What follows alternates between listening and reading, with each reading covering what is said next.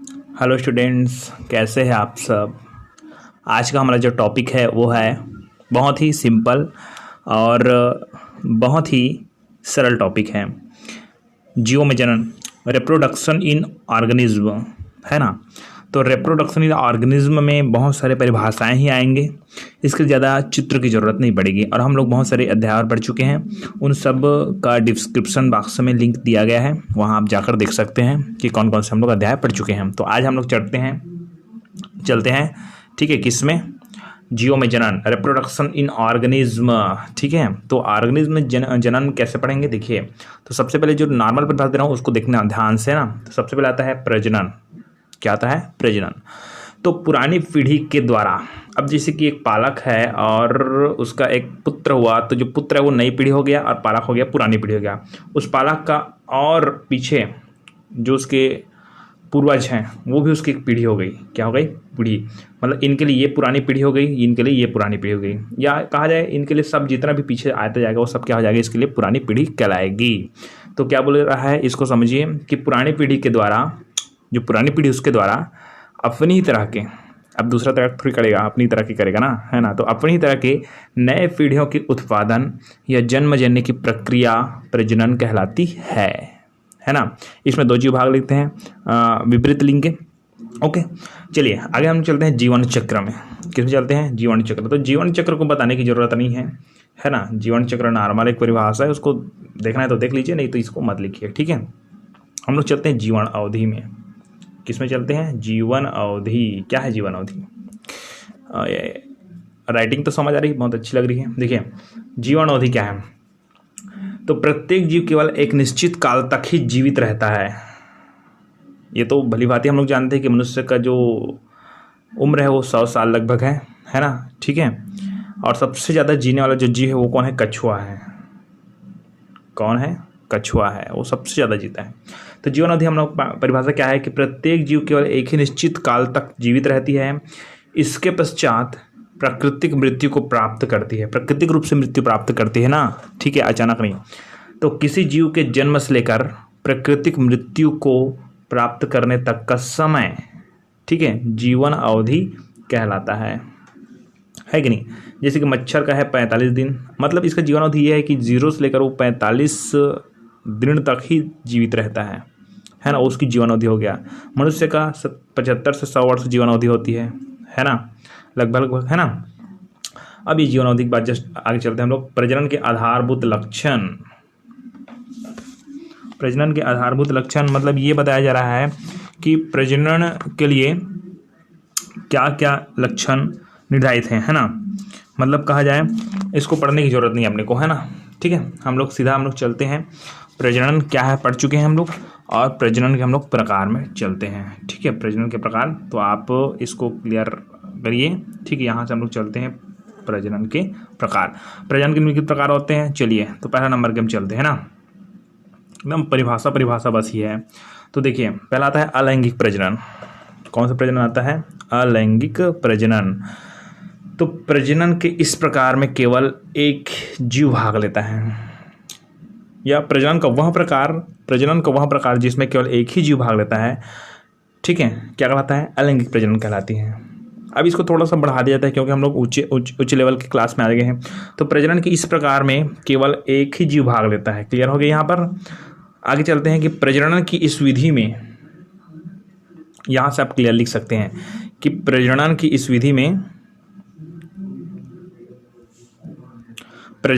इस विधि में एक ही जाति के, कितने जाति के? एक ही। मनुष्य जाति तो मनुष्य जाति का, ठीक है।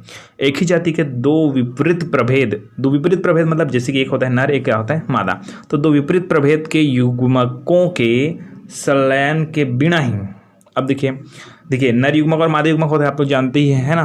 तो नर युग्मक और मादा युग्मक है जब संलयित होती है तभी एक प्रजनन होती है। उस प्रजनन को हम लोग तो लैंगिक बोलेंगे, लैंगिक, है ना। बट जहाँ पर दो युग्मक नहीं मिलते हैं उस जगह को हम लोग बोलेंगे अलैंगिक। तो अभी हम लोग क्या पढ़ रहे हैं? अलैंगिक पढ़ रहे हैं, है ना।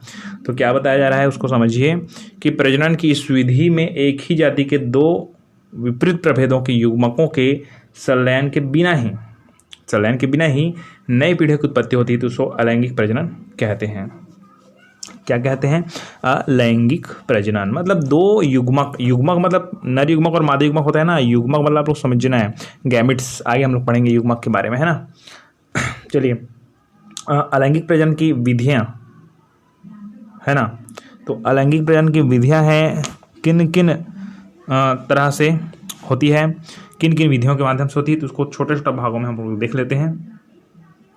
तो पहला भाग आता है विभाजन एवं बहुखंडन द्वारा, है ना, विभाजन एवं बहुखंडन द्वारा। तो देखिए, अलैंगिक प्रजनन का वह प्रकार, क्लियर तो हो रही है ना। अलैंगिक प्रजनन का वह प्रकार जिसमें जीव को किसी भी तल से काटने पर, किसी भी तल से, चाकू नहीं काट रहा है ना, मतलब बात समझ आ रही है ना। मतलब कहा जाए कि दो बराबर भागों में विभाजित करना होता है, बात समझ आ रही है। तो अलैंगिक प्रजनन का वह प्रकार जिसमें जीवों को किसी भी तल से काटने पर वह दो बराबर भागों में बट जाता है, विभाजन कहलाती है। क्या कहलाती है? विभाजन कहलाती है। मतलब यहाँ पर काटने पर नहीं लिखेंगे आप, नॉर्मल कैसे करेंगे कि प्रजनन का वह प्रकार जिसके अंतर्गत जीव को किसी भी तल से दो बराबर भागों में बांटने पर, ठीक है, दो बराबर भागों में बांटने पर नए जीव की उत्पत्ति होती है, या दो बराबर भागों में बढ़ जाती है, तो उसको हम लोग बोलते हैं विभाजन। क्या बोलते हैं? विभाजन। यदि जीव दो भागों में बढ़ता है तो उसे द्विभाजन, तथा दो से अधिक भागों में बढ़ता है तो उसे बहुखंडन कहते हैं। ये नॉर्मल बात है ना। तो आप इतना ही लिखिए विभाजन और विखंडन के बारे में, बहुखंडन के बारे में, है ना। आगे हम लोग चलते हैं कलिकायन। ये सब किसका प्रकार के अंतर्गत पढ़ रहे हैं हम लोग? ये सब हम लोग पढ़ रहे हैं अलैंगिक प्रजनन के प्रकार, है ना। और आप अब देखिए, अब आप सोचेंगे कि द्विखंडन कैसा होता है, तो उसको एक बार चित्र में बताता हूँ। जैसे कि एक कोशिका है, क्या है? कोशिका। तो कोशिका का जो बीच वाला भाग है वो थोड़ा सा ऐसे खंडित होता है पहले, है ना, ठीक है। तो सबसे पहले बता दूं कि यहाँ पर केंद्रक होता है। केंद्रक पहले टूटता है, मतलब कहा जाए इसका विभाजन होता है, तो यहाँ पर एक केंद्रक आता है, यहाँ पर एक केंद्रक आता है। इस तरह से दोनों अलग अलग हो जाते हैं और दो नए कोशिका का क्या करता है? निर्माण करता है। ये है विखंडन, ठीक है, या विभाजन कह सकते हैं ना। आगे हम चलते हैं कलिकायन में। किस में चलते हैं? कलिकायन। ये सब नॉर्मल प्रकार के परिभाषाएं हैं। इस प्रकार की अलैंगिक प्रजनन में कुछ जीवों के शरीर पर छोटे छोटे प्रवर्धक विकसित होते हैं। मतलब ये मान जाए एक जीव है या कोई पौधा है, उसके शरीर में छोटे छोटे क्या निकलते हैं? प्रवर्धक विकसित होते हैं, जो कि मातृकोशिका से अलग होकर, ये भैया ये बड़ा वाला है ना, वो मातृकोशिका है। कौन सी कोशिका है? मातृकोशिका। और ये जो प्रवर्धक निकलेगा कौन सी कोशिका है? संतति कोशिका है। तो क्या होता है कि छोटे छोटे प्रवर्धक विकसित होते हैं, जो कि जो बाद में मातृकोशिका से पृथक होकर, अलग होकर स्वतंत्र जीवन यापन करते हैं, ठीक है। यह प्रक्रिया कलिकायन कहलाती है, ठीक है। कलिका की तरह हो रही है ना एक प्रकार से, है ना। तो कलिकायन द्वारा अलैंगिक प्रजनन। तो अलैंगिक प्रजनन के दो तरीके हम लोग समझ गए। तीसरा आता है बीजाणुओं के द्वारा। किसके द्वारा आती है? बीजाणुओं के द्वारा। तो बीजाणु ऐसे छोटे जनन कोशिकाएं होती है जो कि अनुकूल परिस्थिति होने पर पूर्ण जीव में विकसित हो जाते हैं। ये बताने की जरूरत नहीं है, ठीक है। मतलब क्या होता है कि कोई भी पौधा, उसमें बीजाणु पाई जाती है। बीजाणु मतलब स्पोर, आप लोग जानते हैं, है ना। तो स्पोर है वो क्या होता है, उनके द्वारा भी नए जीव का निर्माण होता है। मतलब बिना निषेचन के ही नए जीव का निर्माण हो सकता है इस बीजाणु के द्वारा, ठीक है। ये हो गया क्लियर, है ना। आगे हम लोग चलते हैं खंडन में। किसमें चलते हैं? खंडन। तो खंडन के अंतर्गत इसमें जनक जीव की कोशिका दो भागों में टूट जाती है तथा प्रत्येक भाग नए पादप विकसित होते हैं। ये सीधी बात है कि विभाजन की क्रिया होती है उसी की तरह होती है। इसको आप लोग मत लिखिए, नॉर्मल है इसको, ठीक है। चलिए हम लोग चलते हैं कायिक एवं वर्धी प्रजनन में चलते हैं, है ना। जिसको कायिक प्रजनन, वर्धी प्रजनन किसको कहते हैं, है ना। वर्धी प्रसारण के बारे में चलेंगे हम। चलिए ध्यान से देखिए, फिर इसको सुनिए कि यह पादप प्रजनन की वह विधि है। पादप प्रजनन, पादप के बारे में पढ़ रहे हैं हम लोग ना। पादप मतलब पेड़ जी, हाँ ठीक है। तो यह प्रजनन, पादप प्रजनन की वह विधि है जिसमें पादप शरीर के वर्धी भाग मतलब कहा जाए जिस भाग में वृद्धि की क्रिया होती है। एक्चुअली मैं आपको बता दूं कि जो पुष्प है वो फल है, उस भाग में भी वृद्धि होती है ना। लेकिन पुष्प और फल को नहीं लेंगे ना हम लोग, ठीक है। उसके जो तना वाला भाग है, ठीक है, उसको लेंगे, ओके। तो यहाँ पादप प्रजनन की वह विधि है जिसमें पादप शरीर के वर्धी भाग या कोई हिस्सा या अंग या कोशिका एक, है ना, प्रसारक की भांति कार्य करता है ना। अब ये प्रसारक क्या है भाई? प्रोपेग्यूल, प्रसारक मतलब फैलाने वाला, ओके, है ना। मतलब जो चीज़ क्या है कि छोटा सा जो चीज़ है, मान लीजिए ये पौधा है, इसमें छोटा सा चीज़ है, ये थोड़ा अगर बढ़ रहा है तो ये प्रसारक बोलेंगे ना। इसमें प्रसारण मतलब कहा जाए बढ़ाने वाली जो क्षमता पाई जाती है, ओके। तो यह प्रजनन, पादप प्रजनन की वह विधि है जिसमें पादप शरीर के वर्धी भाग या कोई हिस्सा, अंग या कोशिका एक प्रसारक की भांति कार्य करता है, मतलब जो बढ़ाने का कार्य करता है उस पौधे को, तथा विकसित होकर एक नया पौधा बनाता है, ठीक है। तो इसको हम लोग बोले हैं वर्धी प्रजनन, है ना। तो यह वर्धी प्रजनन कहलाती है। बस सीधी बात है, उसके जो छोटे छोटे तने हैं या बर्ड्स हैं, कलिकाएं हैं, इनकी माध्यम से एक नए पौधे का निर्माण हो जाता है भाई, है ना। तो इसीलिए इसको हम लोग वर्धी प्रजनन बोलते हैं, सीधी बात है ना। तो वर्धी प्रजनन भी कई तरह से हो सकते हैं, ठीक है। तो पहले आता है जड़ के द्वारा। जड़ के द्वारा भी प्रजनन हो सकती है, जैसे कि आप लोग जानते हैं आलू क्या है, देखें नहीं देखें, हाँ। तो आलू क्या है, सीधी बात, उसको काट कर हम लोग अगर ज़मीन में लगा देते हैं तो उसमें से क्या नए पौधे निकल जाती हैं, ओके, है ना। चलिए, तो यहाँ पर देखते हैं जड़ों के द्वारा कैसा होता है वर्धी प्रजनन। तो प्रायः जड़ों में कलिका का निर्माण नहीं होता है। अब भाई कलिका का निर्माण बच्चा भी बता देगा भाई कहाँ होता है, आप बता सकते हैं कमेंट में, है ना। तो लेकिन पौधे की जड़ें, प्रायः जड़ों में कलिका का निर्माण नहीं होता है, लेकिन पौधे की जड़ें भोजन संचय के कारण रूपांतरित होकर कंदील प्रकृति की हो जाती है, ठीक है। कंदील मतलब जो कंद होता है ना, कंद, उसको बोलते हैं कंदील। कंदील प्रकृति की होती है। ऐसी जड़ें के भूमि के संपर्क में आने पर उनकी कलिकाएं बढ़कर, चलिए अब यहाँ पर कलिका नहीं है वो, ठीक है, एक्चुअली में वो जो जड़ है उसी से निकली हुई कुछ कलिकाएं टाइप से भाग हैं। तो यहाँ पर यह बोले कि भूमि के अंदर आने पर उनकी कलिकाएं बढ़कर नए प्ररोह या अंततः नए पौधे का निर्माण करती है, ठीक है ना। अब यहाँ पर क्लियर ये बात हो रही है कि जड़ों के द्वारा है, तो ये क्या होता है कि कलिका बोल सकते हैं उसको, लेकिन एक्चुअली में जड़ में कलिका नहीं बनती है ना। चलिए आगे हम लोग चलते हैं तनों के द्वारा। इसको तो आप लोग जानते हैं, गुलाब का फूल आप जानते हो, है ना। गुलाब का फूल तो समझते हो ना, सभी समझते हो लगभग, है ना। तो कुछ पौधे में सामान्यतः तना रूपांतरित होकर या किसी रचना का निर्माण करके नए पौधे का निर्माण करती है, ये भी हो सकता है। और किसी नॉर्मल पौधे के तने को काट कर भी हम लोग कर सकते हैं किसी पौधे का निर्माण, है ना। तो ये हो गया आपके तना के द्वारा। अब ये तने के द्वारा हो रहा है। और अर्धवायु तने, तो बहुत सारे और तने पढ़ेंगे हम लोग, अर्धवायु तने वगैरह वगैरह, ठीक है। वायवीय तनों के द्वारा, अर्धवायवीय तनों के द्वारा, तो ये सब आप मत लिखिए, है ना। भूमिगत तनों के द्वारा, ठीक है ना। ये क्या है कि पिछले ईयर का जो बच्चे लोग बहुत इंटेलिजेंट थे इसलिए सबको लिखा दिया था, है ना, इस साल नहीं लिखना है। चलिए तो आगे हम लोग भूमिगत तनों के द्वारा आगे चलेंगे। उसके बाद चलेंगे पत्तियों के द्वारा। पत्तियों के द्वारा होता है, पत्तियों के द्वारा का सबसे इम्पोर्टेंस चीज़, एक चीज़ बता रहा हूँ आपको कि पत्तियों के द्वारा का उदाहरण समझना है तो आपको ब्रायोफिलम में जाना है। ब्रायोफिलम की जो पत्तियाँ होती हैं, मतलब पत्थरचट्टा ऐसा कुछ बोलते हैं आप लोग, है ना, उनकी जो पत्ती होती है उन्हीं से ही एक्चुअली में नए पौधे का निर्माण हो सकता है पत्तियों के द्वारा, ठीक है। तो ये सब कौन सा प्रजनन है, वर्धी प्रजनन है ना। तो आगे हम लोग नॉर्मल ये पॉइंट आप मत लिखिए, ये पॉइंट लिखिए, है ना। कृत्रिम कायिक प्रजनन आगे का जो टॉपिक है वो है कृत्रिम। कृत्रिम मतलब मानव निर्मित, है ना। तो कृत्रिम रूप से हम लोग किस तरह से नए पौधे का निर्माण कर सकते हैं, आप भी कर सकते हैं, मैं भी कर सकता हूँ, है ना। प्राकृतिक रूप से केवल भगवान कर सकता है, ओके। तो कृत्रिम कायिक प्रजनन, प्रजनन की वह विधि जिसमें प्राकृतिक विशिष्ट अंग निर्मित तो नहीं होते हैं भैया। मतलब सीधी बात ये है कि इतना कठिनता पूर्वक लिखा गया है ये वर्ड, है ना। तो इसमें क्या बोला जा रहा है कि डायरेक्टली कि प्रकृति के द्वारा कोई नई अंग निर्मित नहीं होते हैं, बल्कि मनुष्य अपनी इच्छा के अनुसार शाखाएं, कली है, उन सब से नए पौधा विकसित करते हैं, यही बोला जा रहा है। लेकिन कुछ वर्ड में कठिनाई आएगी तो आप लोग देख लीजिए, है ना। तो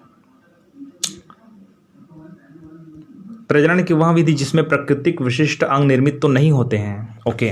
प्राकृतिक विशिष्ट अंग निर्मित नहीं होते हैं, बल्कि मानव इच्छा के अनुरूप पादपों के शाखाओं कलिकाओं का उपयोग कर, या तो शाखा का भी कर सकते हैं, कलिका का भी कर सकते हैं, उपयोग कर उन्नत पादप किस्म का गुणन किया जाता है, तो कृत्रिम कायिक जनन कहलाती है ना। मतलब कृत्रिम रूप से, जैसे कि कोई ऐसा पौधा है जो कि बार बार नॉर्मल तरीके से बोलने पर, सॉरी इसको छत्तीसगढ़ी में बोना ही बोलते हैं ना, हिंदी भी बोना ही बोलते हैं, ओके। तो क्या होता है कि पौधे को लगाना है और बार बार नहीं लगता, उसको क्या कहते हैं, कृत्रिम विधि द्वारा लगाया जा सकता है, ठीक है, ओके। हाँ, तो ये सब कृत्रिम कायिक प्रजनन कहलाती हैं, ओके। तो कृत्रिम कायिक प्रजनन है निम्नलिखित विधि द्वारा संपन्न होती है। तो बहुत सारी विधि इसमें से आप देख लीजिए। तो सबसे ज़्यादा ग्राफ्टिंग यहाँ पर देखें, कर्तन, दाब लगाना, रोपण विधि, कलिकायन, चश्मायन बोलते हैं उसको, इनर्चिन और सूक्ष्म प्रसारण द्वारा। सूक्ष्म प्रसारण को हम लोग बाद में पढ़ेंगे, है ना। अभी हम लोग चलते हैं कर्तन। कर्तन क्या है उसको देखना है ना। कर्तन मतलब एक प्रकार से छोटी बात यह है कि उसको काट कर दूसरे पौधे का तने को काट कर दूसरे में लगाया जाता है। चलिए देखिए क्या है कर्तन। इसका चित्र बनाई कि नहीं बनाई है। तो इस प्रक्रिया का उपयोग तब किया जाता है जब पौधे की वृद्धि का, है ना, कभी कभी तो बात यह होती है कि कुछ अक्षर ऐसे ही होते हैं जो समझ नहीं आते, यहाँ पर क्या लिखी है, इसका 100 रुपये ऐसे ही कट गया, है ना। तो यहाँ पर क्या लिखा गया है कि वृद्धि का मौसम हो, मौसम तो सुना नहीं अभी। तो इस प्रक्रिया का उपयोग तब किया जाता है जब पौधे की वृद्धि का मौसम हो, मतलब कहा जाए जब पौधे वृद्धि करते रहते हैं। अधिकतर आप लोग देखना बसंत ऋतु में सबसे ज़्यादा पत्ते वगैरह बनते हैं, और पत्ते बनते इसी के कारण है ना, सबसे ज़्यादा वृद्धि उसी ऋतु में होती है। वैसे तो बरसात में भी होती है, लेकिन सबसे ज़्यादा वृद्धि बसंत ऋतु में होती है, ठीक है। तो इस प्रक्रिया का उपयोग तब किया जाता है जब पौधे में वृद्धि का मौसम हो। इसके लिए पुरानी शाखा के 7 से 10 इंच भाग को काट लेते हैं। स्केल में नाप लेना उसको, ठीक है, नापना नहीं है, ठीक है, जो भी हो 7 से 10 इंच क्या कर देना है, काट के रख लेना है, ठीक है। तो इसके लिए पुरानी शाखा का ना 7 से 10 इंच भाग को काट लेते हैं तथा कटी हुई शाखा को 1.5 या 3/4 भाग में, है ना, भाग को मिट्टी में 45 अंश का कोण बनाते हुए इसको चांदा में नाप लेना, है ना।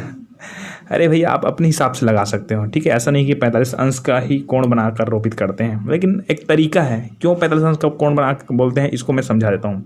एक्चुअली में क्या होता है कि कोई पौधा है डायरेक्टली वृद्धि नहीं कर पाता है ना, उसको थोड़ा सा झुकाव चाहिए रहता है, और झुकाव के साथ साथ उसमें जो अल्प मात्रा में मिट्टी और अल्प मात्रा में ऊपर की तरफ थोड़ा सा वायु की आवश्यकता होती है, इसलिए उसको 45, है ना, अंश के कोण पर बनाते हुए रोपित करते हैं, ठीक है। चलिए, तो इस प्रक्रिया का उपयोग तब किया जाता है जब पौधे की वृद्धि का मौसम हो, पौधे की वृद्धि का क्या हो, मौसम हो।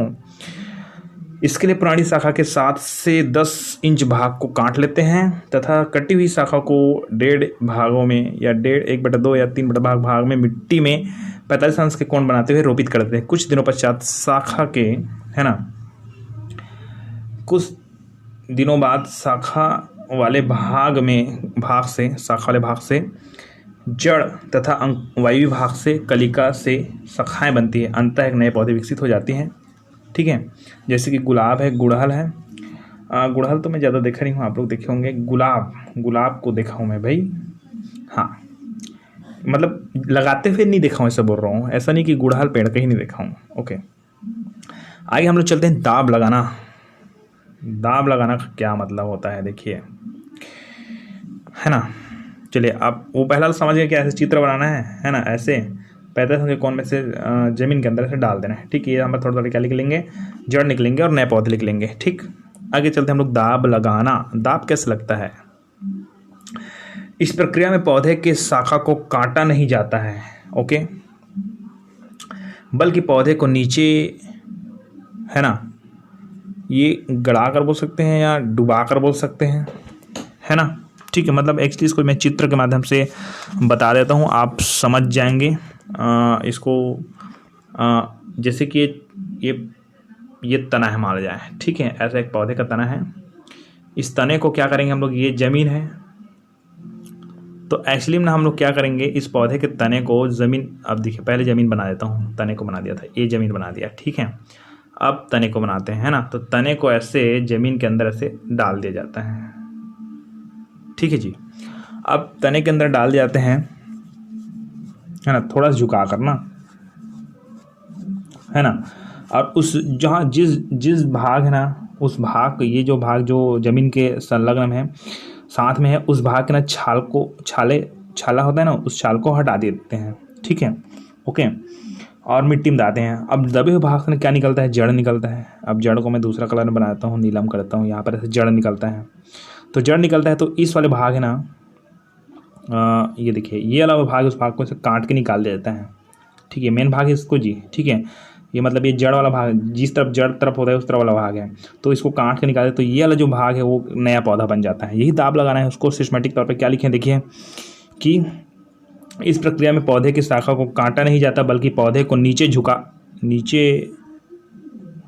कर है ये, ठीक है, नीचे झुका कर थोड़े स्थान से छाल को, है ना, नीचे झुकाकर थोड़े से स्थान के छाल को हटाकर, छाला को जी, ठीक है, छाल को हटाकर ऐसे ही मिट्टी में दबा देते हैं। ऐसे ही नहीं दबाना है भैया अचानक भयानक, थोड़ा बहुत अच्छा से दबाना है, ठीक है। दबे भाग में कुछ जड़ें निकलने लगती हैं, ओके। दबे भाग में क्या निकल जाती है? जड़ें निकल जाती है, तथा उसे मातृ पौधे से अलग कर देते हैं। फलस्वरूप एक नए पौधे का निर्माण होता है, ठीक। इस तरह से करते हैं इसको दाब लगाना। और ये स्ट्रॉबेरी सेब काजू इस सब में होता है, बोला जा रहा है, ठीक है, ओके। आगे का पॉइंट आता है गूटी लगाना। क्या लगाना है? गूटी लगाना, है ना। तो आपको बता दूं कैसे होता है गूटी लगाना वगैरह वगैरह। इस प्रक्रिया में चुने हुए परिपक्व शाखा के 2 से 4 सेंटीमीटर भाग के छाल को हटा देते हैं। जैसे कि ये हो गया एक तना, इस तना के यहाँ से लेकर यहाँ तक के छाल को क्या कर देते हैं? हटा देते हैं। कटे भाग को पादप हार्मोन द्वारा उपचारित कर मिट्टी रख कर प्लास्टिक से लपेट कर, है ना, प्लास्टिक से लपेट कर, है ना, रस्सी से बांध दिया जाता है। मतलब क्या बोला जा रहा है, आप लोग कन्फ्यूजन मत होना। ये एक तना है, इसके तना को यहाँ पर छाल को निकाल दिया जाता है। अब छाल निकल गया, मान जाए छाल निकल गया, तो इस छाल में थोड़ा सा मिट्टी डाल जाती है और थोड़ा सा पादप हार्मोन डाल देता है। उस पादप हार्मोन को डालने के बाद इसको ना ऐसे लपेट के, ऐसे किससे? पॉलीथीन से भी लपेट सकते हैं इसको, या तो प्लास्टिक से भी लपेट सकते हैं, और उसमें रस्सी बांध दी जाती है। सुतली बोलते हैं इसको, हिंदी भी सुतली है ना, याद रखना, ठीक है। छत्तीसगढ़ी और सुतली बोलते हैं, सुतरी बोलते हैं छत्तीसगढ़ी में, सुतरी, और हिंदी में सुतली बोलते हैं, ठीक, ओके। हाँ, तो कहाँ तक आए थे हम लोग कि इस प्रक्रिया में चुने हुए परिपक्व शाखा के 2 से 4 सेंटीमीटर भाग के छाल को हटा देते हैं। कटे हुए भाग में पादप हार्मोन द्वारा उपचारित कर मिट्टी रख कर प्लास्टिक से लपेट कर रस्सी से बांध दिया जाता है। कुछ महीने के अंदर जड़ें निकलने लगती है, ठीक है। जड़ों के विकसित होने के पश्चात इसे मातृ कोशिका से अलग कर जाता है तथा गमला आदि में लगा देते हैं, जैसे कि नींबू है, संतरा है वगैरह बोला जा रहा है। तो इसलिए बता दूं कि इस तरह से क्या होता है कि, लेकिन ना उस जगह, हम जिस जगह को हम लोग ऐसे बांधे हैं उस जगह में थोड़े थोड़े मात्रा में क्या आना चाहिए? जल आते रहना चाहिए। या तो ऐसे करके ना इसे गूटी लगा देते हैं, ऐसे एक मटका लगा देते हैं, इसमें मटका थोड़ा थोड़ा थोड़ा थोड़ा करके पानी इसमें आते रहता है ना, तो उसको बोलते हैं गूटी लगाना, ठीक। चलिए चलते हैं हम लोग आगे। रोपण विधि। ये रोपण विधि क्या है भाई, है ना। तो प्राकृतिक प्रसारण, वनस्पति प्रसारण की वह तकनीक है जिसमें एक पौधे के ऊपर दूसरे पौधे को रोपित किया जाता है। मूल पौधे का इसमें स्टॉक काट लगाता है तथा रोपित किए जाने वाले पौधे को, ये अब यहाँ पर इतना लंबा है, मतलब कहा जाए किसको क्या बोला जा रहा है उसको बताया जा रहा है, ठीक है। इसे सूक्ष्म प्रसारण में और ज़्यादा अच्छे से हम लोग समझ पाएंगे, है ना। मतलब कहा जाए स्कॉट किसको बोलते हैं, है ना, और सायन किसको बोलते हैं, ठीक है। तो इसके लिए आपको थोड़ा सा और बता देता हूँ कि वनस्पति प्रसारण की वह तकनीक है जिसमें एक पौधे के ऊपर, ये एक पौधा है, ठीक है, इस पौधे के ऊपर दूसरे पौधे रोपित किया जाता है। मतलब कहा जाता है कि दूसरे पौधे को, ये एक पौधा है मान जाए, ऐसे ऐसे काट दिया जाता है और दूसरे पौधे को इसके ऊपर ना ऐसे रोपित कर दी जाती है, ठीक है ना। ये ऐसे बहुत सारे तकनीक होते हैं अलग अलग तरीक़ा से, बहुत सारे अलग अलग तरीका होते हैं रोपण करने के, ठीक है। तो जिसमें एक पौधे के ऊपर दूसरे पौधे को रोपित किया जाता है। मूल पौधे का इसमें स्टॉक, स्कंद, मूल पौधे को लिखना है यहाँ पर, का मत लिखना, ठीक है। मूल पौधे को इसमें स्कंद कहा जाता है, ठीक है, तथा रोपित किए जाने वाले पौधे को सायन कहते हैं, ठीक है। मूल पौधे को इसमें का लिख दिया, इसमें स्कॉट कहा जाता है तथा रोपित किए जाने वाले पौधे को सायन अर्थात कलम कहते हैं, ठीक। यह रोपण विधि, ये सब किसकी विधि भाई? कृत्रिम रूप से हम लोग किसको करेंगे? पौधे का निर्माण करेंगे, इसकी विधि है, ठीक है। अब वहाँ तक तो क्लियर हो गया आपको, फिर एक बार क्लियर कर देता हूँ जी कि प्राकृतिक प्रसारण की वह तकनीक है जिसमें एक पौधे के ऊपर दूसरे पौधे को रोपित किया जाता है। इसमें मूल पौधे को इसमें स्टॉक कहा जाता है तथा रोपित किए जाने वाले पौधे को हम लोग क्या बोलते हैं? सायन कहते हैं, ठीक है। अब प्रक्रिया देखिए, स्टॉक एवं सायन के मध्य खांच की प्रकृति के अनुसार उन्हें एक दूसरे से जोड़ देते हैं। जैसे कि एक को ऐसे बनाएंगे, मान लीजिए ऐसे, ठीक है, तो ऊपर वाले को हम लोग ऐसे करेंगे, ऐसे, ठीक है, ऊपर वाले को। तो एक को यहाँ पर देखिए, स्कॉट एवं सायन के मध्य खांच की प्रकृति के अनुसार उन्हें एक दूसरे से जोड़ देते हैं तथा उस भाग को प्लास्टिक के कपड़े से अच्छी तरह से बांध देते हैं। इस विधि में यह ध्यान रखना आवश्यक है कि स्तंभ एवं कलम के जालम वाले भाग का एक ही जगह हो, क्योंकि जालम वाला भाग एक ही जगह होगा ना, तभी वहाँ पर जल आदि खनिज लवण का संवहन होगा, ठीक है। जैसे कि जालम बीच में है तो इसका ऐसा रहेगा, तो इसका जालम बीच में आना चाहिए। ऐसे एक्चुअली में बीच में कोई जालम वगैरह नहीं रहता है, मैं आपको समझने का, बीच में पीत हुआ रहता है, जालम वो उसके किनारे रहता है, मतलब किनारे में नहीं, किनारे और बीच के बीच में, ठीक है। चलिए आगे आता है कलिकायन द्वारा। कलिकायन क्या है ऐसा बोलेंगे, ठीक है।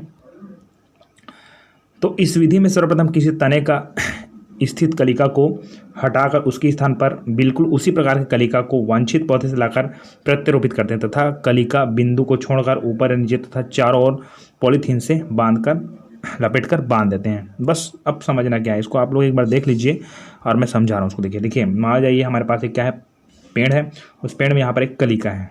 क्या है? कलिका। एक शहर में एक पेड़ था और उसमें एक कलिका था, ठीक है।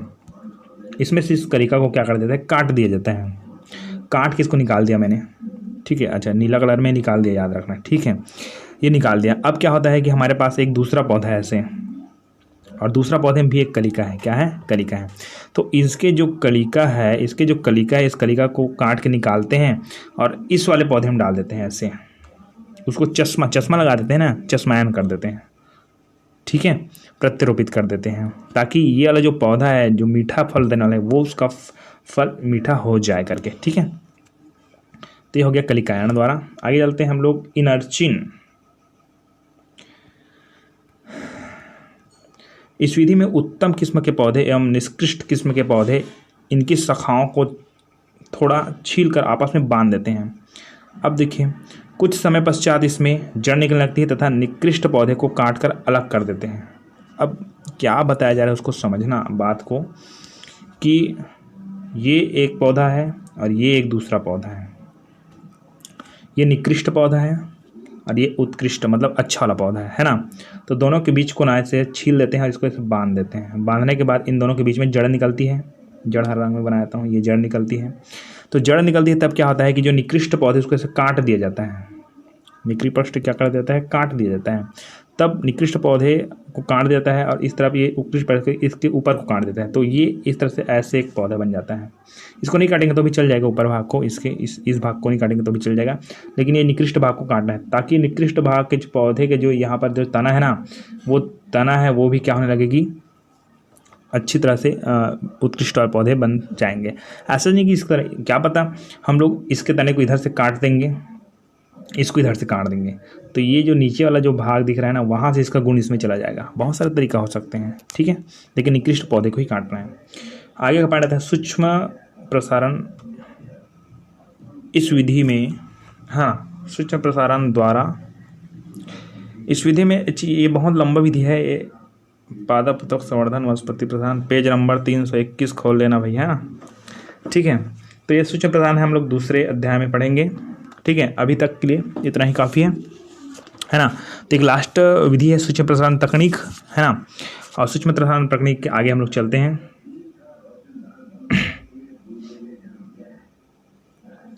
सूक्ष्म प्रसारण की तकनीक के जो प्रक्रिया है ना, उसको भी हम लोग पढ़ेंगे, है ना। अभी हम लोग पढ़ने वाले हैं सूक्ष्म प्रसारण के लाभ, वनस्पतिक प्रसारण के लाभ। तो देखिए, जब हम लोग सूक्ष्म प्रसारण पढ़ेंगे उसी टाइम ही इसको ही पढ़ेंगे, वनस्पति प्रसारण के लाभ को। उसको वनस्पति प्रसारण से हानि भी पढ़ेंगे उसी टाइम, ठीक है। ये कंप्लीट हो गया आपका कृत्रिम कायिक प्रजनन, वो सब चल रहा था वर्धी प्रजनन के अंतर्गत। उसके पहले हम लोग पढ़े थे मतलब अलैंगिक प्रजनन। एक्चुअली वो जो वर्धी प्रजनन बोल रहे हैं वो एक्चुअली में अलैंगिक प्रजनन के अंतर्गत ही आता, लेकिन ना उसको कृत्रिम के माध्यम से हम लोग पढ़ रहे थे ना। अब हम लोग चलते हैं लास्ट, अलैंगिक प्रजनन की लाभ एवं हानि। तो हम लोग जो जितना भी अभी टॉपिक पढ़ रहे थे वो अलैंगिक प्रजनन के अंतर्गत, है ना।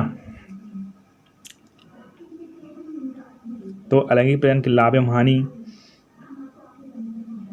यहाँ पर नॉट अवेलेबल, है ना। तो इसके हिसाब से आप आगे बढ़ते हैं, ठीक है। तब इसमें थोड़ा सा अलैंगिक प्रजनन के लाभ और हानि बता देता हूँ, है ना। तो एक आध लाभ बताता हूँ। जैसे एक आध लाभ ये है कि इस विधि में युग्मक का निर्माण नहीं होता है। किसका निर्माण होता है? युग्मक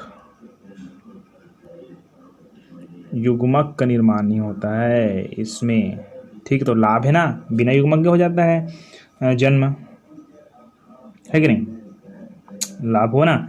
दूसरा लाभ ये हो सकता है कि यह एक जनन की प्रक्रिया होती है, अर्थात कहा जाए एक जनक की आवश्यकता होती है। कितनी जनक की आवश्यकता होती है? एक जनक की आवश्यकता होती है। ये भी क्लियर हो गया। एक जनक की मतलब सिंपल एक ही जनक की आवश्यकता होती है। चलिए, और हानि बता देता हूँ, 2 हानि बता देता हूँ, है ना। पहला हानि है ना, इसमें जो बनने वाले जो जीव हैं वो वातावरण के प्रति अनुकूलित की क्षमता नहीं रखते हैं, तीव्र अनुकूलन की क्षमता नहीं रखते हैं, है ना। और तो हाल ही देखें तो इसमें कहा जाए नर युग्मक या मादा युग्मक दोनों का संलयन होता है, और संलयन होता है जिसके फलस्वरूप जो संतान होती है उसमें विभिन्नताएं उत्पन्न हो जाती हैं, ठीक है। ये हानि है। चलिए फिर हमारा जो पॉइंट आगे बढ़ाते हैं, है ना। और बहुत लंबा जाने वाली है ये टॉपिक, क्योंकि पूरा परिभाषा है। और आप तो जानते हैं कि आपको चेहरे को हंसी खुशी बनाए रखना है, और आगे बढ़ेंगे तभी बढ़ेंगे, चेहरे मुस्कान लाएंगे तो कुछ सुनाते हैं, सुनाते हैं ना, ठीक है। एक शायरी सुनाता हूँ, ध्यान से मत सुनना, है ना। कि मिलने की आरज़ू हो तो एहसास रखना, मिलने की आरज़ू हो तो एहसास रखना, कभी हमारे सिर टकराएंगे ज़रूर, ये आस रखना। मैं तो तुम्हारे साथ ही रहूँगा, बस मेरी खुशबू जिसमें हो वो हवाएं अपने पास रखना, है ना। तो इस तरह से कुछ चलते हैं फिर आगे और बढ़ते हैं हम लोग, क्या है, लैंगिक प्रजनन चलते हैं ना। तो प्रजनन का वह प्रकार, ध्यान सुनिए, कि प्रजनन का वह प्रकार जिसमें एक ही जाति के 2 विपरीत प्रभेदों के युग्मकों के संलयन के फलस्वरूप, वहाँ पर संलयन के बिना ही बोलते थे, तो संलयन के फलस्वरूप युग्मनज का निर्माण होता है। युग्मनज, जाइगोट, युग्मक और युग्मनज अलग अलग है, ठीक है। युग्मनज का निर्माण होता है तथा युग्मनज से भ्रूण और भ्रूण से नए संतति की उत्पत्ति होती है। लैंगिक प्रजनन कहलाती है। क्या कहलाती है? लैंगिक प्रजनन कहलाती है, याद रखिएगा, ठीक है। जनन की विशिष्ट विधियाँ, अब लैंगिक प्रजनन तो पढ़ चुके हैं हम लोग। अब लैंगिक प्रजनन की जो प्रक्रिया है वो हम लोग बहुत लंबा जाएगा, लेकिन जनन के बहुत सारे और अन्य विधियाँ हैं, उस विधियाँ को हम लोग पढ़ते हैं, है ना। तो सबसे पहले है असंग जनन। असंग साहब नहीं होता है, असंग जनन, ठीक है। असंग जनन क्या है? एपोमिक्सिस, ठीक है। तो प्रजनन की वह विधि जिसमें निषेचन के बिना ही भ्रूण का निर्माण होता है, अब बताइए, निषेचन के बिना ही भ्रूण का निर्माण होता है। निषेचन क्या कहलाता है भाई? नर युग्मक और मादा युग्मक के संलयन की प्रक्रिया ही निषेचन कहलाती है। तो हम लोग कंप्लीट समझते ही हैं, बट यहाँ पर निषेचन के बिना ही किसका निर्माण होता है? भ्रूण का निर्माण होता है, जबकि अधिकतर भ्रूण का निर्माण ही होना जरूरी होता है। लेकिन कुछ ऐसे प्रक्रियाएं हैं, देखिए असंजनन। तो प्रजनन की वह विधि जिसमें निषेचन के बिना ही भ्रूण का निर्माण होता है तो उसे असंजनन कहते हैं। अब भ्रूण का निर्माण होता है बिना निषेचन के, इसके अंतर्गत निम्नलिखित प्रक्रियाएं आती हैं असंजनन के अंतर्गत, है ना। तो असंजनन के अंतर्गत हम लोग चलते हैं पहले अपस्थानिक भ्रूणता। किसमें चलते हैं? अपस्थानिक भ्रूणता। चलिए, तो प्रजनन का वह प्रकार जिसमें भ्रूण का निर्माण जाइगोट से ना होकर, अब जाइगोट से नहीं होगा तो भगवान जाने कहाँ से होगा, है ना, क्योंकि नर युग्मक और मादा युग्मक के संलयन के प्रति जाइगोट होता है। भैया यहाँ तो संलयन होता ही नहीं है, निषेचन होते नहीं है, तो कहाँ से होगा? देखिए कहाँ से होगा। तो प्रजनन का वह प्रकार जिसमें भ्रूण का निर्माण जाइगोट से ना होकर सीधे, है ना, सीधे बीजांडकाय आप लोग जानते हैं, हम लोग बीजांड की संरचना पढ़ चुके हैं, आप चैनल में जाकर देखिए प्लेलिस्ट में। तो इसमें जाइगोट से ना होकर सीधे बीजांडकाय अथवा अध्यवरण की कोशिकाओं, अध्यवरण जानते हैं, जो बीजांड को ढका रहता है उसको बोलते हैं अध्यवरण। क्या बोलते हैं? अध्यवरण। तो प्रजनन का वह प्रकार जिसमें भ्रूण का निर्माण जाइगोट से ना होकर सीधे बीजांडकाय अथवा अध्यवरण की कोशिकाओं से होता है तो उससे अपस्थानिक भ्रूणता कहते हैं। ठीक है। और अपस्थानिक भ्रूणता आपके जानकारी के लिए हम बता दिया गया है कि अपस्थानिक भ्रूणता कहाँ से मिलता है? नींबू से, नींबू में देखने को मिलता है। नींबू मतलब जानते हो ही, लेमन। ओके, चलिए हम लोग चलते हैं आगे। अपस्थानिक भ्रूणता क्लियर हो गया, आगे चलते हैं अनिषेक जनन। क्या हमें लिखने में दिक्कत होती है, इसलिए ना आज PDF वाला फाइल बना रहा हूँ, है ना। तो प्रजनन का वह प्रकार जिसमें, है ना, अंड अर्थात मादा युग्मक बिना निषेचन के ही, देखिए ये मादा युग्मक है, नर युग्मक, नर युग्मक मादा युग्मक से संलग्न तब निषेचन होती है, मतलब मादा युग्मक को निषेचित हो गए ऐसे बोला जाता है। लेकिन यहाँ पर क्या बोला जाता है कि प्रजनन की वह विधि, वह प्रकार जिसमें अंड अर्थात मादा युग्मक का बिना निषेचन के ही भ्रूण तथा नए पादप विकसित हो जाती है, तो यह प्रक्रिया अनिषेक जनन कहलाती है ना। जैसे कि सेब, अंगूर आदि में यहाँ देखने को मिलता है। अनिषेक जनन आता है अपयुग्मन या एपोगैमी, अपयुग्मन या क्या बोलेंगे? एपोगैमी। देखिए, यदि भ्रूण का विकास बीजांडकाय को, एपोगैमी बोलेंगे ना, जब भ्रूण का विकास है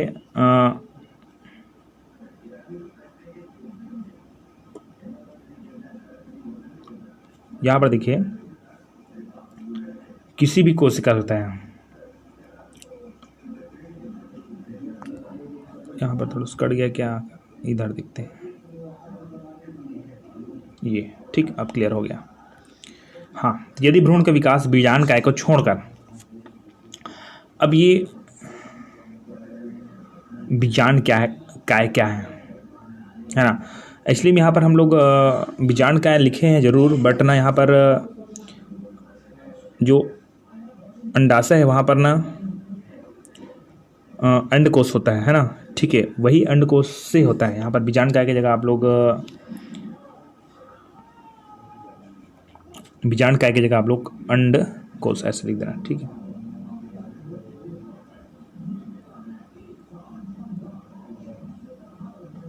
ठीक है। तो यदि भ्रूण का विकास अंडकोश को छोड़कर युग्मोद्भिद के किसी भी कोशिका से होता है तो उसे अपयुग्मन कहते हैं। क्या कहते हैं? अपयुग्मन कहते हैं, है ना। आगे आता है अपबीजाणुकता, एपोस्पोरी। तो जब द्विगुणित बीजांडकाय से, अच्छा बीजांडकाय ही है एक्चुअली में, वो अंडकोश के अंतर्गत आते हैं, क्योंकि अंडकोश जो बीजांड होता है मध्य में, उस बीजांड के अंदर जो आवरण होती है वो एक्चुअली वही कहलाता है ना। लेकिन आप लोग अंडकोश डाल देना यहाँ पर, कोई दिक्कत नहीं। जब द्विगुणित बीजांडकाय से या किसी कोशिका से द्विगुणित भ्रूणकोश की उत्पत्ति होती है, द्विगुणित बीजांडकाय से ना, बीजांडकाय हम लोग पढ़ चुके हैं, वहाँ पर जो केंद्रक होती है द्विगुणित केंद्रक होती है, ठीक है। तो द्विगुणित बीजांडकाय से या अन्य कोशिका से द्विगुणित भ्रूण कोश की उत्पत्ति होती है, तो इस प्रक्रिया को हम लोग अपबीजाणुकता कहते हैं, द्विगुणित बीजांडकाय से ना, ठीक है। ये नॉर्मल परिभाषा, इसको ज़्यादा क्लियर मत करिएगा, है ना। चलिए आगे चलते हैं। द्विगुणित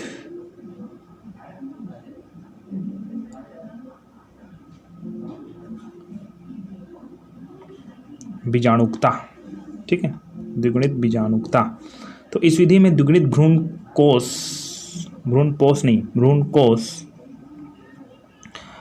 गुरु बीजाणु मातृकोशिका से बिना अर्धसूत्री विभाजन के ही भ्रूण का निर्माण हो जाता है। अर्धसूत्री विभाजन होता है तभी तो होता है क्रिया ना, लेकिन यहाँ पर नहीं होता है बोला जा रहा है। चलिए कोई दिक्कत नहीं।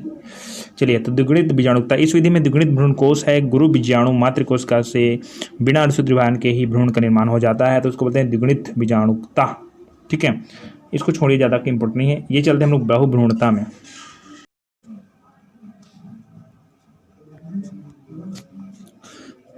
जी, तो इसके बाद हम लोग पढ़ने वाले हैं बहुभ्रूणता,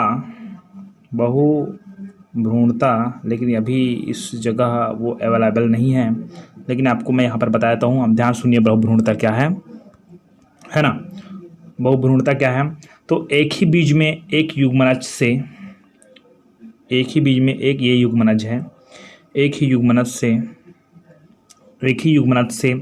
अनेक भ्रूण या अनेक युग्मनज से युग्मनज, ठीक है। तो एक ही बीज में एक युग्मनज से अनेक भ्रूण या अनेक युग्मनज के बनने की प्रक्रिया बहुभ्रूणता कहलाती है, ठीक है ना। तो बहुभ्रूणता सामान्यतः है जो नग्न बीजी है ना, उसके सामान्य लक्षण है नग्न बीजी, है ना। तो ये आप बहुभ्रूणता का परिभाषा लिख लीजिएगा, है ना। आगे हम लोग जो चलते हैं वो है जीवन चक्र। जीवन चक्र है क्या, है ना। तो जीवन चक्र, सबसे पहले आप तो जीवन चक्र का परिभाषा लिखना होता है, लेकिन आप लोग मत लिखिए, कोई दिक्कत नहीं है ना। जीवन चक्र क्या है करके, या तो डायरेक्टली हम लोग चलते हैं। जीवन चक्र की विभिन्न अवस्थाओं को समझाइए, ऐसा क्वेश्चन बनेगा, ठीक है। तो उसके अंतर्गत हम लोग चलते हैं जीवन चक्र की अवस्थाएं, ठीक है। फेस ऑफ लाइफ साइकिल, यहाँ पर आपको पॉइंट डालना है। जीवन चक्र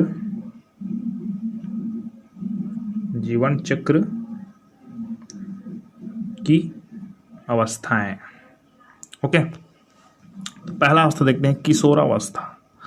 तो आपको ये बता देता हूँ आपको कि एक्चुअली में 5 अवस्था होती है ना, लेकिन हमारे जो बायो क्षेत्र में उसमें केवल तीन अवस्था को ही दर्शाया गया है। 5 अवस्था, तो जैसे कि शैशवावस्था होता है पहला, शैशवावस्था। उसके बाद बाल्यावस्था होता है, उसके बाद आता है किशोरावस्था, ठीक है। किशोरावस्था 3rd नंबर का है, लेकिन एक्चुअली में जो मेन टॉपिक है या मेन अवस्था उसी को बताया जा रहा है ना। तो ये अवस्था आप जब आगे कॉलेज लेवल में जाओगे तब पढ़ोगे, है ना, या कॉलेज में भी नहीं पढ़ते हैं कई बार, है ना। चलिए, किशोरावस्था क्या है देखिए, है ना। तो यहाँ प्रजनन के पूर्व की अवस्था है। अब प्रजनन होगा, उसके बाद शैशवावस्था, उसके बाद बाल्यावस्था, उसके बाद किशोरावस्था। तो भैया ये किशोरावस्था इसके प्रजनन की पूर्व अवस्था ही हुआ ना।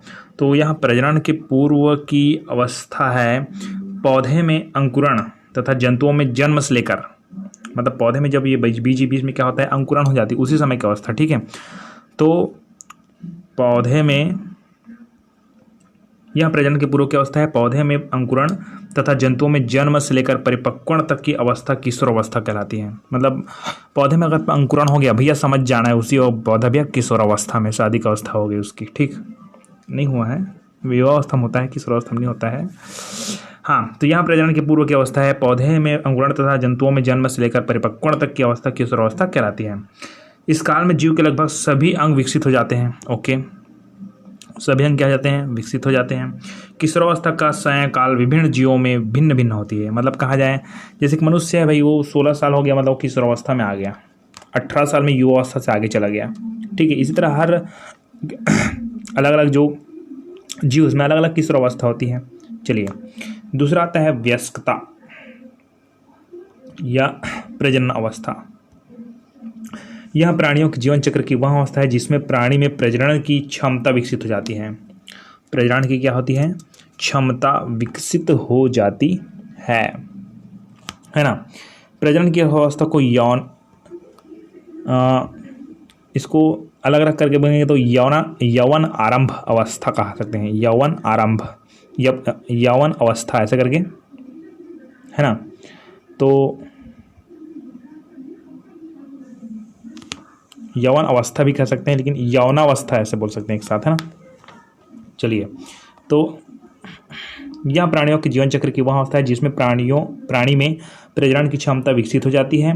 प्रजनन की इस अवस्था को यौवन अवस्था भी कहते हैं तथा प्रजनन के प्रारंभिक समय को यौनारंभ कहते हैं। यौवन आरंभ मतलब यौनारंभ कहते हैं।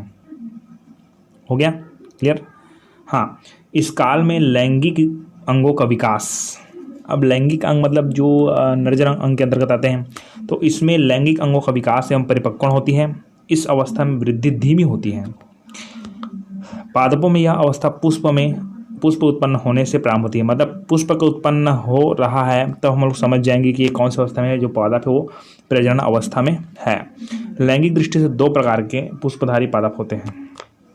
चलिए, तो हम लोग अभी पादप जगत के बारे में ही पढ़ रहे हैं अधिकतर, तो इसलिए हम लोग इसको भी पढ़ेंगे कि किस प्रकार से लैंगिक दृष्टि से कितने प्रकार के पुष्पधारी पादप होते हैं। तो चलते हैं कितने प्रकार के होते हैं, देखते हैं। 2 प्रकार के होते हैं, ठीक है। पहला का नाम है मोनोकार्पिक, है ना, मोनोकार्पिक, है ना। तो वे पौधे अपने जीवन काल में केवल एक बार पुष्प धारण करते हैं। ओके, एक ही बार फूलते हैं मतलब ना। पुष्प धारण करने के पश्चात वहाँ फल उत्पन्न करते हैं। अब पुष्प लगेगा तो फल लगेगा भाई, हाँ।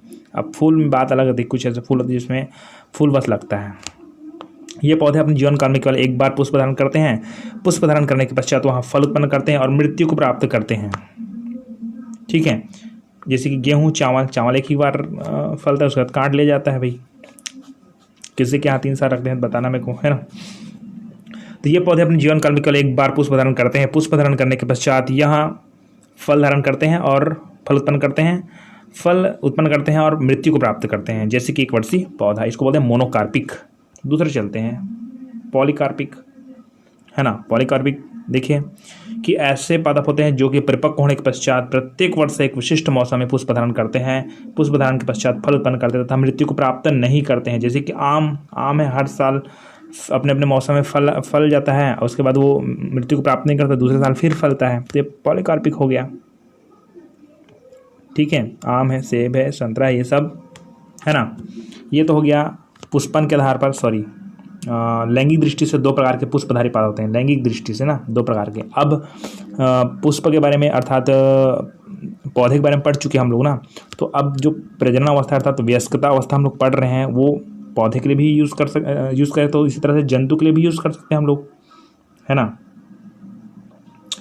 यहाँ पर प्राइमेट्स और अप्राइमेट्स ऐसा कुछ लिखा है ना। तो आपको बता दूं कि प्राइमेट्स का मतलब क्या होता है। प्राइमेट्स मतलब बंदर नहीं होता है, मतलब आपको बोलेंगे बंदर वर्ग को बोलेंगे हम लोग प्राइमेट्स, ठीक है। बंदर वर्ग हम आएंगे उसको हम बोलेंगे प्राइमेट्स। और अप्राइमेट्स मतलब जो गाय वर्ग है, ठीक है, जो 4 पैर से चलते हैं। एक्चुअली हम लोग भी चतुष्पादी हैं, मनुष्य भी चतुष्पादी है, लेकिन वो 2 पैर से चलता है। तो एक्चुअली मुझे प्राइमेट्स और अप्राइमेट्स में इतना ही फ़र्क है। तो प्रजनन काल के आधार पर जंतु 2 प्रकार से होते हैं। किसके आधार पर? प्रजनन काल के आधार पर। कितने प्रकार के होते हैं? 2 प्रकार। देखिए, पहला मौसमी प्रजनन, ये एक निर्धारित काल में ही प्रजनन करते हैं। निर्धारित काल में ही प्रजनन करते हैं, मौसम में ही प्रजनन करते हैं। जैसे कि अधिकतर ना मेढक है ना, छिपकली है, ये सब निर्धारित काल में ही प्रजनन करते हैं। सूखा, जैसे कि बहुत ज़्यादा गर्मी, उस टाइम प्रजनन की संभावना बहुत कम होती है।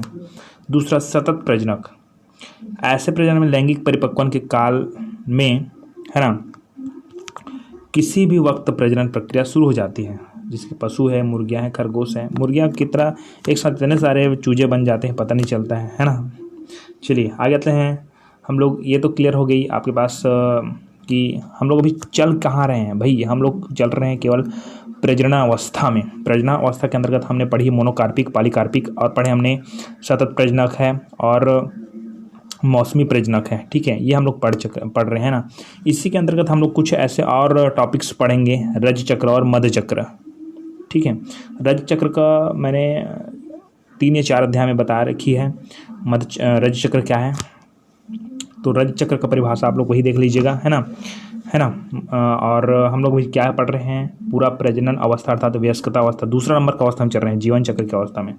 तो रज चक्र को देख लीजिएगा। मध्य चक्र को थोड़ा जानकारी दे रहा हूँ मैं, है ना, कि जब मादा में, है ना, जब सॉरी ये मध्य चक्र नहीं है, मध्यकाल है, ये मध्य चक्र ऊपर है, ठीक है,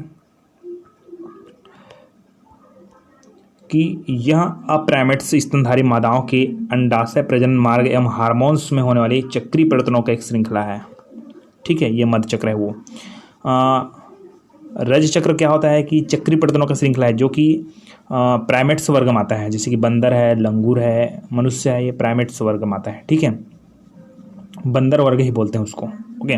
और ये मध्य चक्र क्या है, यह अप्राइमेट्स स्तनधारी मादाओं के अंडाशय, अप्राइमेट्स स्तनधारी मादाओं के अंडाशय प्रजनन मार्ग एवं हार्मोन्स में होने वाली चक्रीय परिवर्तनों के साथ, हार्मोन्स मतलब एलिम जो अंडाशय या प्रजनन मार्ग उसी मार्ग से में ही होती है ये क्रिया, ठीक है, और हार्मोन से संबंधित होती है, इसलिए हार्मोन्स लिखा गया है। इसको एक बार और देख लीजिए आप लोग और इसको लिख लीजिएगा, ठीक है।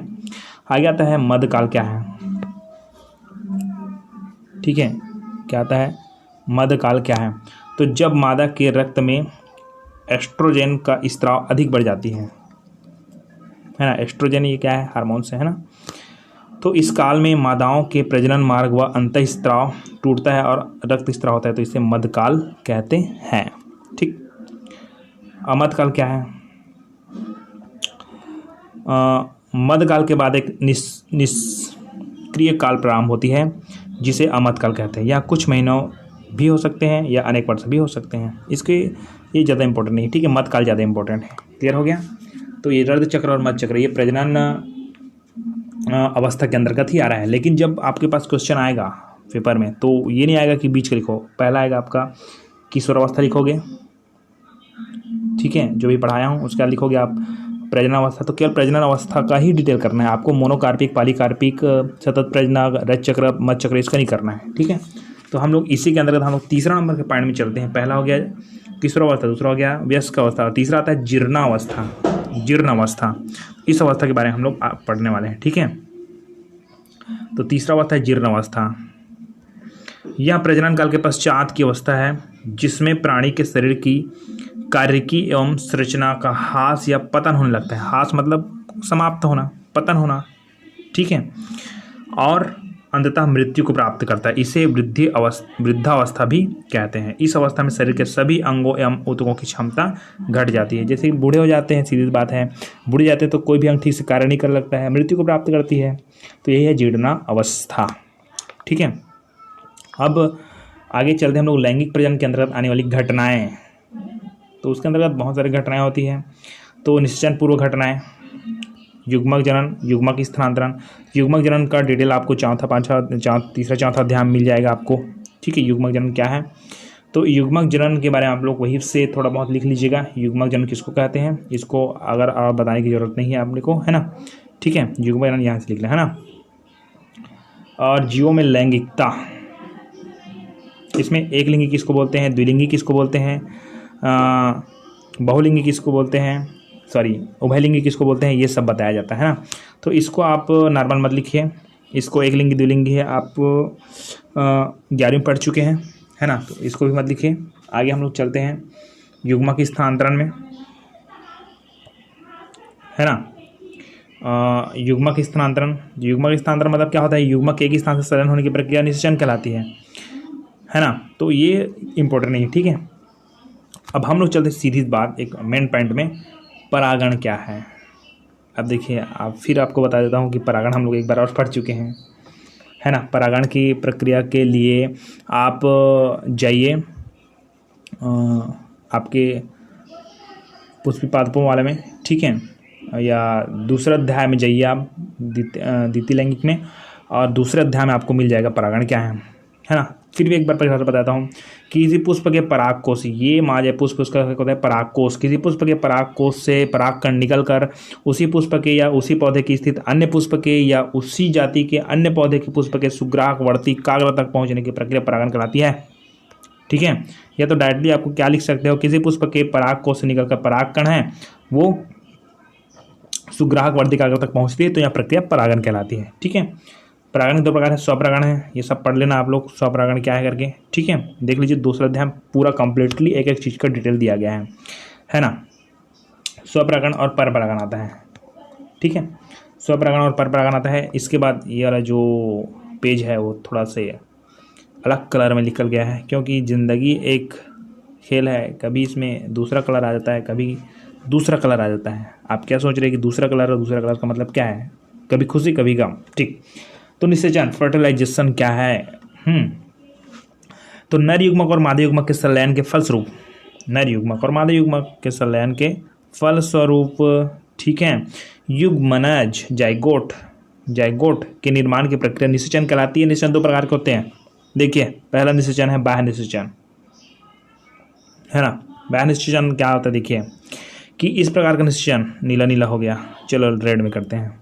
इस प्रकार का निषेचन मादा शरीर के बाहर संपन्न होते हैं। जैसे कि मेढक क्या करता है, अपना अंडा है वो पानी में छोड़ देता है, और जो नर है वो अपना युग्मक पानी में छोड़ देता है, तो वहाँ पर जाकर संलयन होती है। मतलब मेढक के को क्या कहते हैं उसको, एक्चुअली में मेढक के जो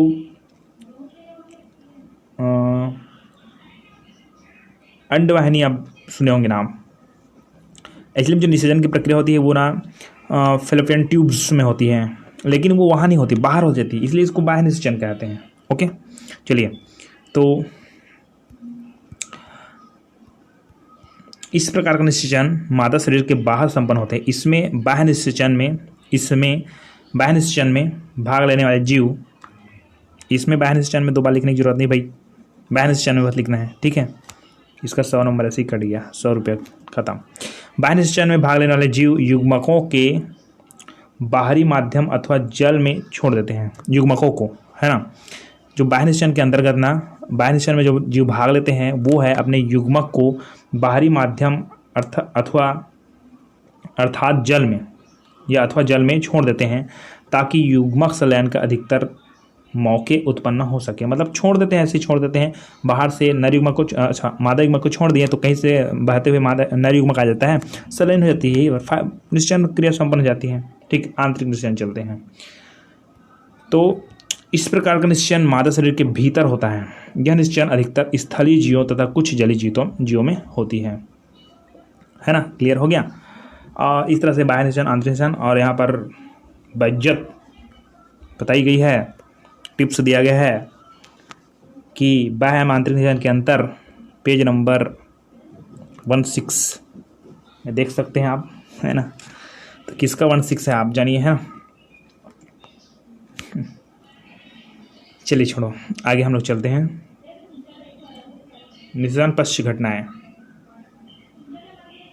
वो निषेचन पूर्व घटनाएं थी, निषेचन पश्च घटनाएं हैं। तो पहले है युग्मनज क्या है ना, ये इंपॉर्टेंट नहीं, इसको मत लिखिएगा। ठीक है, आगे आता है भ्रूणोद्भवन, ये भी कटमट कर दीजिएगा। कोशिका विभाजन, कोशिका विभाजन होता है, कोशिका विभेदीकरण होता है ना। विभाजन को छोड़िए, विभेदीकरण में चलिए। विभिन्न कोशिकाओं का रचनात्मक एवं कार्यात्मक बदलाव के फलस्वरूप ऊतक एवं अंगों के निर्माण की प्रक्रिया कोशिका विभेदीकरण कहलाती है। इसलिए आपको बता दूं, विभेदीकरण का मतलब होता है कोई भी कोशिका को ना उसका कार्य देना, श्रम विभाजन करना। ठीक है ना, इसके अंतर्गत आती है। तो कोशिका विभेदीकरण का मतलब तो क्लियर हो गया कि विभिन्न कोशिकाओं का रचनात्मक एवं कार्यात्मक बदलाव के फलस्वरूप रचना में परिवर्तन होगा, उसके कार्यात्मक जो कार्य होगा उसमें परिवर्तन होगा। तो रचनात्मक एवं कार्यात्मक बदलाव के फलस्वरूप ऊतक एवं अंगों के निर्माण की प्रक्रिया कोशिका विभेदीकरण कहलाती है ना। युग्मक के विकास के आधार पर प्राणियों में दो भागों में बांटा गया है। किसके? युग्मनज के विकास के आधार पर। युग्मनज कैसे कैसे विकसित होती है? जैसे कि संलयन होती है नर युग्मक और मादा युग्मक, तब क्या बनाता है? युग्मनज बनाता है। तो किस में किस तरह से युग्मनज बनते हैं उसी के आधार पर बताया जा रहा है। देखिए आप ध्यान से, है ना। अन्न प्रजनक जीव, अंडे देते हुए अन्न प्रजनक कहलाएगा। निषेचित एवं अनिश्चित अंडे देने वाले जीव अन्न प्रजनक जीव कहलाते हैं। इसका निषेचन बाह्य माध्यम में होता है, जैसे कि मछली, मेढक, सजीव प्रजनक वे जीव जिसमें युग्मनज मादा शरीर के भीतर निश्चित होकर शिशु का विकास करते हैं तथा मादा शरीर से प्रसव द्वारा शिशु पैदा होते हैं, वो सजीव प्रजनक कहलाते हैं। मनुष्य आते हैं इसके अंतर्गत। ठीक है, इस तरह से ये आपका कंप्लीट हो गया एक अध्याय, है ना। इस तरह से आप पूरा कंप्लीट कर लीजिएगा, है ना। और कुछ दिक्कत हो तो आप पूछ सकते हैं मुझे, है ना। और उसके बाद हम लोग पढ़ेंगे नेक्स्ट अध्याय। तो अच्छे से रहिए, खुश रहिए।